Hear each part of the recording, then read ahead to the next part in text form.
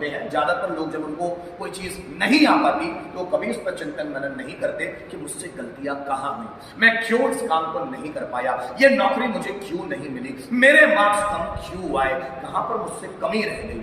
जो व्यक्ति अपनी असफलताओं में चिंतन मनन करता है वो असफलता ज्यादा दिन टिक नहीं सकती, क्योंकि असफलता का मतलब है असफलता। असफलता खुद बोलती है असफलता, असफलता। असफलता खुद सफलता को बुलाती है। इसलिए किसी महान व्यक्ति ने कहा है कि अगर आप तेजी से सफल होना चाहते हो तो अपनी असफलताओं की संख्या को तेजी से बढ़ाओ, अपनी असफलताओं की स्पीड बढ़ा दो।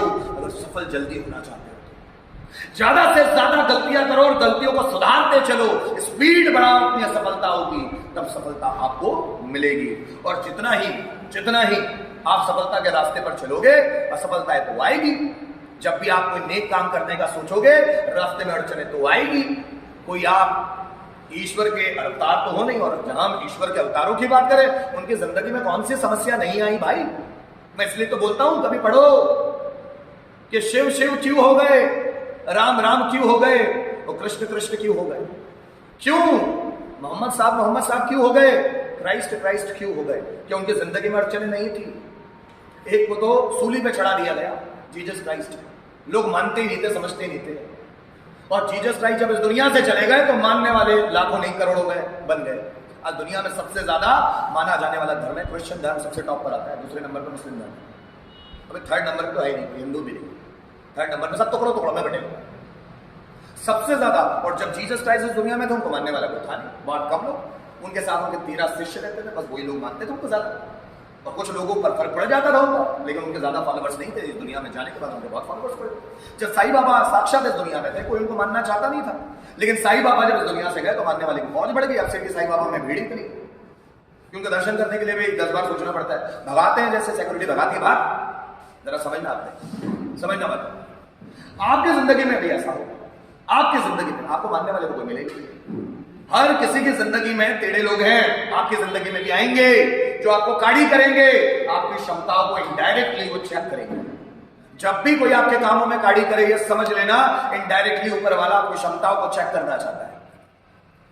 वो देखना चाहता है इस व्यक्ति में एबिलिटी कैपेसिटी कितनी है, कितना पोटेंशियल भरा है, कितना दम है इस व्यक्ति में।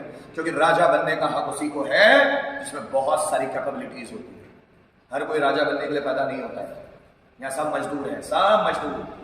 राजा वही बनता है जिसने काबिलियत, जिसने खपाया होता है अपने मन को हजारों लाखों घंटे, तब उस लायक बनता है।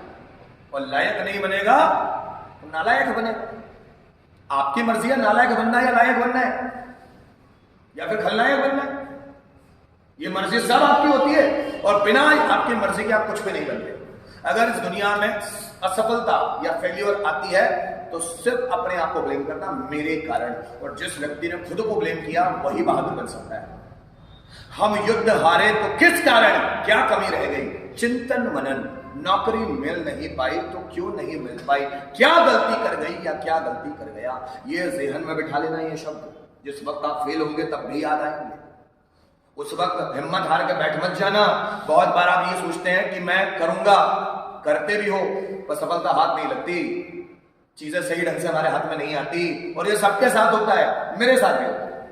मैं सोचता हूं नहीं हो पाती चीजें, लेकिन जब आप सोचते हो कि मैं करूं और हो जाती है तो ये अच्छी बात है, और ना करूं और ना होती है तो ये और अच्छी बात है, क्योंकि ऊपर वाला कुछ और चाहता है।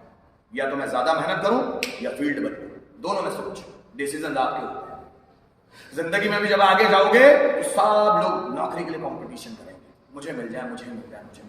नौकरी आपकी जिंदगी का छोटा सा पार्ट है, मिलेगी तो अच्छी बात है, नहीं मिलेगी तो किसी और चीज में झंडे गाड़ूंगा। जरूरी नहीं है डिप्रेस होने की, ऊपर वाले को पता है आपके साथ क्या करना है। बस आप कर्मशील बने रहना, कर्मवीर बने रहना, कर्मयोगी बने रहना। कर्म तो करूंगा, बैठूंगा तो नहीं, किसी चीज में हार गया फिर तैयारी शुरू कर दूंगा, और बैठूंगा तो नहीं, आगे बढ़ता रहूंगा। बहुत सारे लोग हैं, अगर आप किताबों को, मोटिवेशनल बुक्स को देखेंगे, ऐसे हजारों लाखों एग्जांपल्स दिए जाते हैं जिनकी लाइफ में भी फेलियर्स आई थी, जिनकी लाइफ में भी असफलता आई थी, लेकिन वो बैठे नहीं है, और जो बैठे नहीं है आगे वही बढ़ेंगे। मैं अपने लेक्चर्स में कहता हूं मूवीज या बायोपिक उन लोगों पर ही बनती है जो जीरो से हीरो बने हैं, याद रखना, एक ऐसा लड़का जिसको पढ़ते भी आता नहीं था, पढ़ते भी नकल करना अपना भाग्य समझता था, नकल करने को अपनी जिंदगी मानता था, उसको लगता नकल करने से पास हो जाओ जिंदगी काम हो जाएगा। और वो लड़के को उसके लाइफ में पुलिस ऑफिसर आता है और वो लड़का हाईली मोटिवेटेड हो जाता है कि मैं इस गरीब घर में, इस कोठरी में नहीं रहूंगा, मुझे ऑफिसर बनना है। तो उस ऑफिसर से जाकर पूछता है कि सर मैं आप जैसा कैसे बन सकता हूं। वो ऑफिसर हंसते हैं उस पर, पहले तो ये अचानक कैसे पूछने आ गया तो रात में, आप बताएं मुझे आप कैसे, आप जैसा मैं कैसे बन सकता, ऐसा ऐसा करना पड़ेगा। और लग जाता है लड़का अपने धुन में। जिसको पढ़ते भी नहीं आता था वो आईपीएस बना है। फिर आप अपने आप को कमजोर कैसे मान सकते हैं? हम अपने आप को कमजोर तभी मानते हैं जब हमारा भरोसा खुद पर नहीं होता। उस लड़के का भरोसा खुद पर था, भले आज पढ़ते नहीं आता मुझे चलेगा, लेकिन आगे भी ऐसा होगा, ऐसा कोई जरूरी नहीं। मेरी इच्छा है, मेरी दृढ़ इच्छा शक्ति मुझे बदल सकती है। इच्छा सभी करते हैं, लेकिन इच्छा शक्ति सब में प्रबल नहीं होती। जब उस इच्छा में शक्ति आ जाती है ना, तो आपको कुछ भी करने के लिए मजबूर कर देती, कुछ भी, इम्पॉसिबल भी कर जाओगे। जो लोगों को लगता है कि नहीं यार ये तो किसी से नहीं हो पाएगा, वो काम भी आप कर लेते। इच्छा शक्ति तो मजबूत हो, प्रबल इच्छा शक्ति, प्रबल इच्छा शक्ति।